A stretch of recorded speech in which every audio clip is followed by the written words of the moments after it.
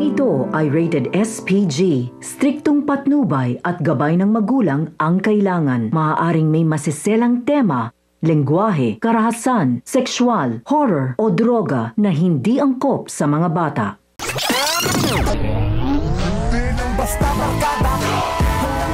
Matapos niyang iutos ni Senyor Facundo kay Marcelo at Madonna na manmanan ang bawat kilos at galaw ni Tanggol at ng kanyang grupo dahil malakas ang suspetsa niya na ito ang kumuha ng Star of Venus.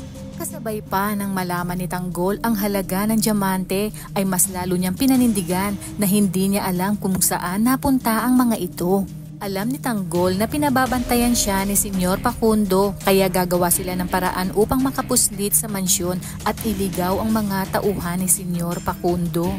Maging ang kanyang mga kaibigan ay hindi alam kung nasaan ang Star of Venus kaya naman ang muli nilang binalikan ang lugar kung saan nangyari ang huling engkwentro ay dito na isiniwalat ni Tanggol na nasa kanya ang mga diamante kaya naman tuwang-tuwa ang buong tropa dahil yayaman na nga sila. Sinabi ni Tanggol na ipapaalam nila ito kina Supremo dahil batid niyang mapagkakatiwalaan ang mga ito at hindi sila tatraydurin. Hanggang sa masundan na nga sila ni Madonna at ikinagulat nito nang makita niyang hawak ni Tanggol ang Star of Venus. Buong akala kasi niya ay talagang hindi alam ni Tanggol. Hindi niya nga alam ang kanyang gagawin lalo pat malaki na rin ang utang na loob niya kay Tanggol. Naninimbang siya kung sasabihin niya ba ito kay Senyor o pagtatakpan si Tanggol. Kung kaya't sinabi niya kay Tanggol na magpakalayo-layo na ang mga ito, nagtaka naman si Tanggol kung bakit ito ginawa ni Madonna. Ayon sa kanya, malaki ang utang na loob niya kay Tanggol at may hindi nga siya magandang karanasan sa mga kabalyero, lalo na kay Senyor Facundo. Gustuhin niya mang magpakalayo ay wala siyang magagawa.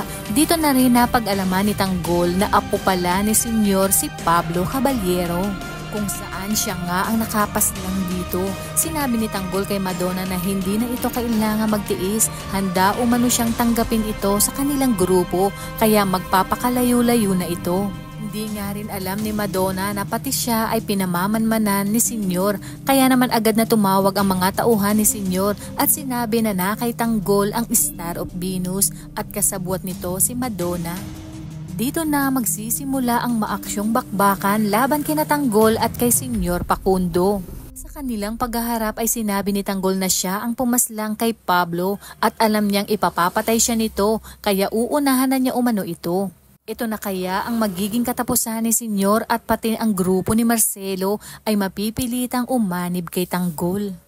Kaya naman kung bago ka pa lang sa aking channel ay mag-subscribe ka na at i-click mo na rin ang bell icon para updated ka sa pinakahuling kaganapan sa paborito mong teleserye, ang FPJ's Batang Quiapo. Hanggang sa muli, salamat!